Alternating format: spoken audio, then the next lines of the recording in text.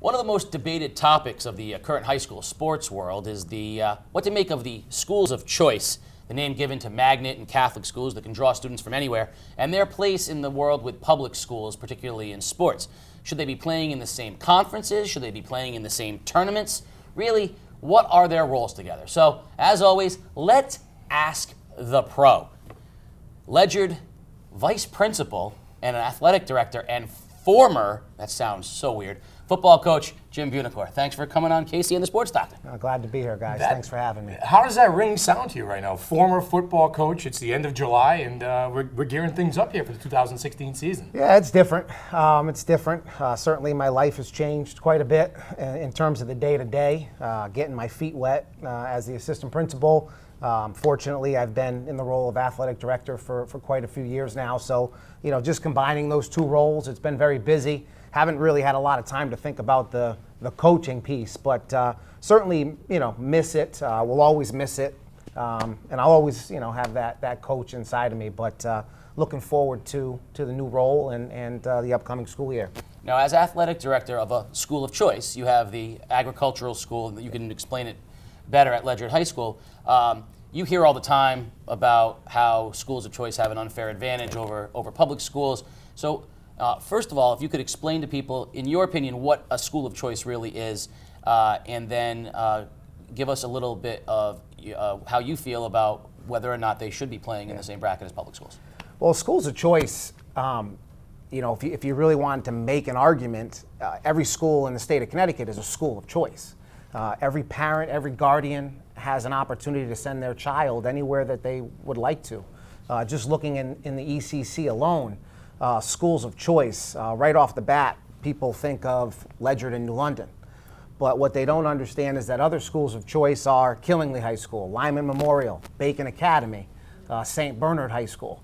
So schools of choice, quite frankly, could also be Waterford High School and East Lyme High School. If a parent or a guardian wanted to send their child there, they can. Whether they live in that town or not, they can choose to pay to send their child there, be a tuition student. So schools of choice, it's really a debate that has taken on kind of a new life over the last 5 to 10 years. Definitely a different feel than when us, the three of us were in high school.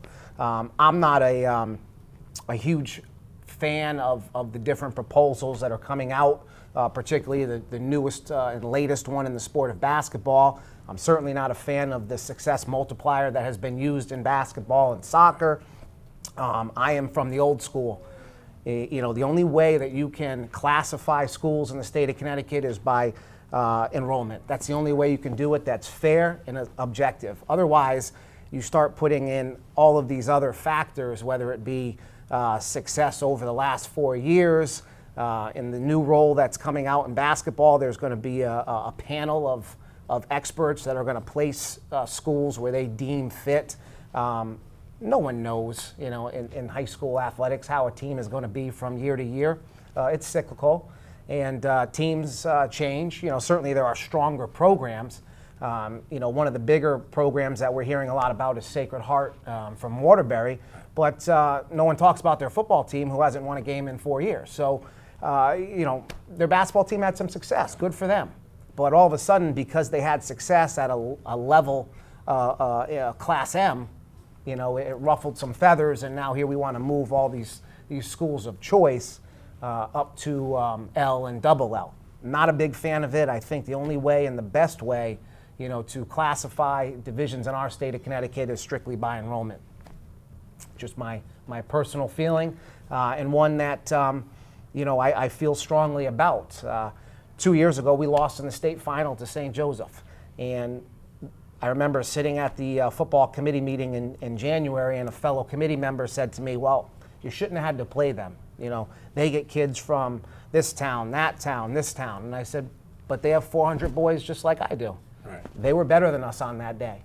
That's the way it is. If you have 400 boys and you have 400 boys, it's equal. I don't care if your 400 boys come from 8 different towns, right, and his 400 boys come from one town. The fact is, the coaches each have 400 boys to prepare and get their teams ready to compete. You know, right here in our own backyard, we've got one of the bigger schools in the state in Norwich Free Academy.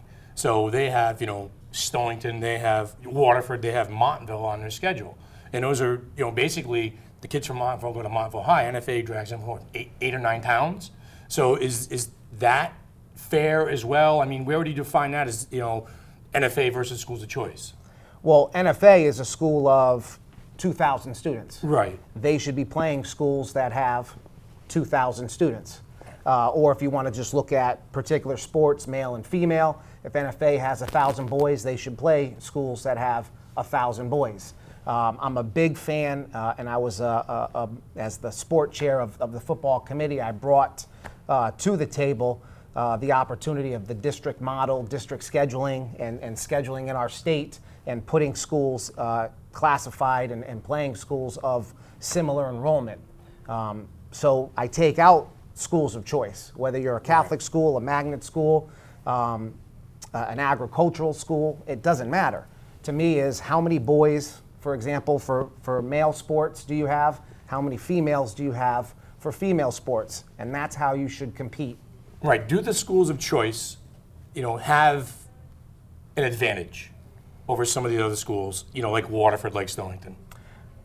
And I'm just giving you a couple small examples. I don't think so. Okay. Because if Ledyard High School, who has 450 girls and had a tremendous run in girls basketball for 4 years, we had 3 Division I athletes, you know, which is very rare. And all 3, I will add, lived in the town of Ledyard. And we ended our run in the state semifinals to Capital Prep. For the last 2 years, our team has had to compete in double L competition. So this year, our team qualified for the state tournament. I sent a starting 5 of a freshman, 2 sophomores, a junior, and 1 senior, first round game in Stanford. Eventual Class double L state champion, Division I guard who's playing at St. John's. Where do we get off going up to Stanford? We're being penalized for the success of our prior teams. You know, when you get down to it, you know, again, you can look at, you know, all of these different schools of choices and where schools are drawing students from. But the only objective way and the fair way to classify schools and to create an equal playing field is you have to go back to numbers. How many numbers does, you know, those schools have to draw from that are in that building on that given day? I want to speak of a different number, and that's a dollar sign, which is, I think, what people think about when they think about schools of choice are their ability to let kids in from multiple communities on financial aid or scholarships or just accepting them on an application.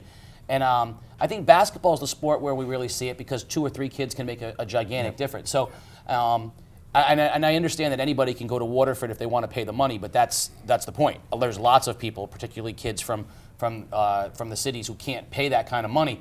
But what would you say to the person that says the team from Stanford has 3 of their starting players from New York City who are there under, you know, because they were accepted and they have financial aid or a scholarship to whatever, and, you know, Waterford's got to play, even though, yeah, they have the same number of boys, but is, you know, the inevitable conclusion is recruiting okay in high school sports?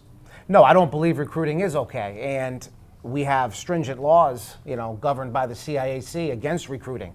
I haven't heard of a recruiting case in the last 5 to 10 years. If there are schools recruiting, then I believe schools that are aware of it, administrators that are aware of it, need to call those particular schools out and file the appropriate paperwork and follow the process.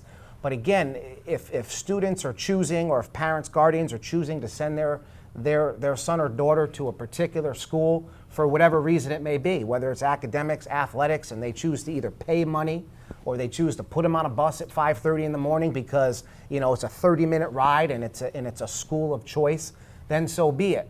I think what we're losing sight of in all of this is what athletics is about. It's about competition. It's about providing students with an opportunity to compete in a level playing field. The only way, objectively, that we can create a level playing field is by numbers. That's the only way we can do it. We can't have a panel of experts, which is what they're proposing in basketball, that are going to sit there and say, well, over the last 14 years, these are the best 40 teams in the state of Connecticut, so they're going to be in Division I. That's absurd. It's ridiculous. And it's nothing against those panel of experts. I don't know who they are. They could be the greatest, people and the greatest basketball minds our state has ever produced. But they can't sit there and tell me that they know what's going on in my building and they know what type of team I have coming back. The success multiplier was a disaster. You have schools like Ledyard and Nonawag playing in double L state competition. We have 371 boys and we're playing in class double L competition because of success of prior teams. That's not what this was all about when the CIAC began. Will that change? I don't think it's going to change. I think we're seeing exactly what you guys are talking about, the trend towards, and I don't want to use the word penalize, but the trend towards, putting schools of choice, schools that can draw from multiple towns into the upper classifications, unfortunately in all sports.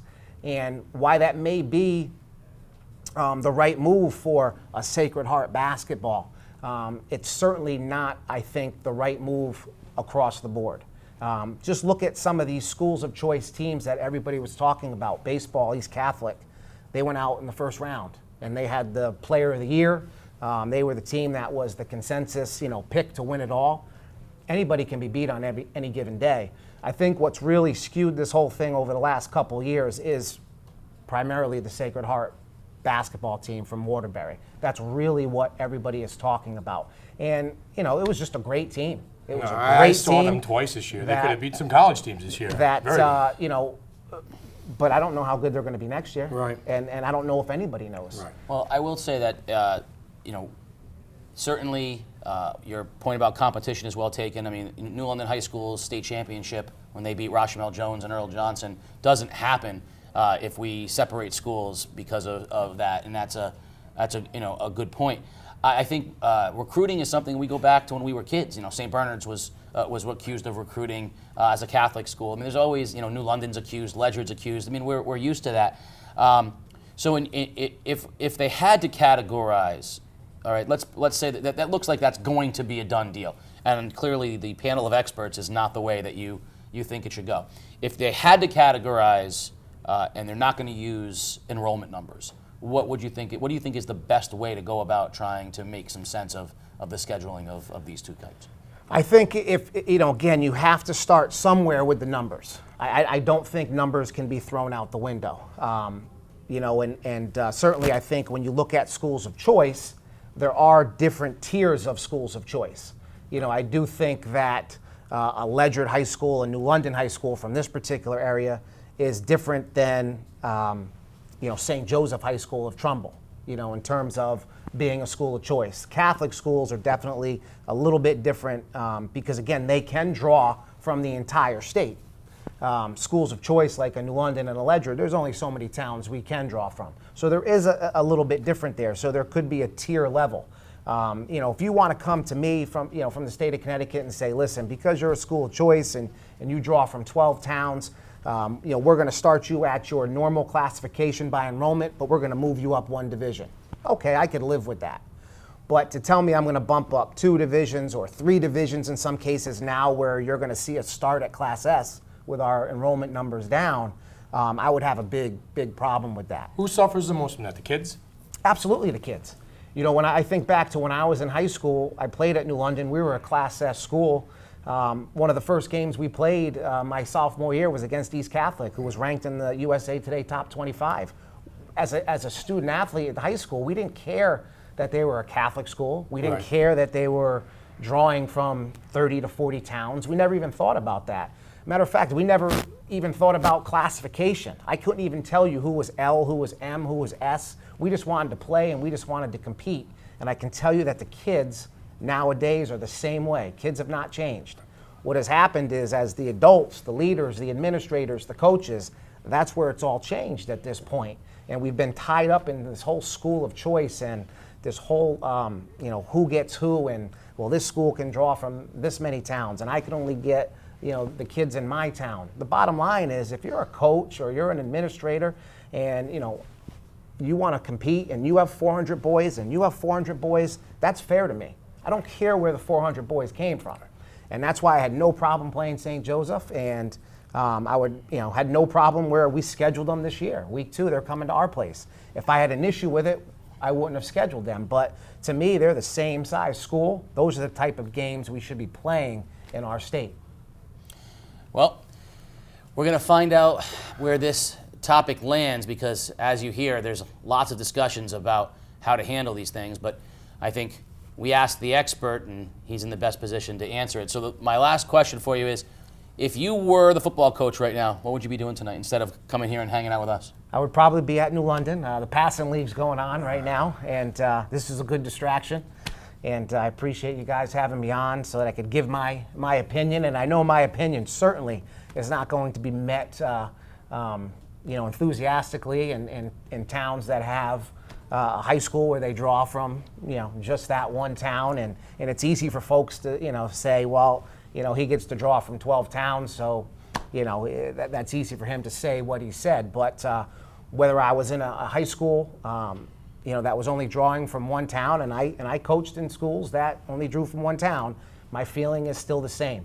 There's just too many variables that get into this whole deal when you just take away from numbers. Numbers are the only true way that you can put out a product that is equal and fair for kids to go out and compete, and that's what high school athletics is about. I think it's easy for Coach to be here on a night where the passing league is going on, but in about a month or so when the kids are on the field, he's going to be twitching a little bit, Case.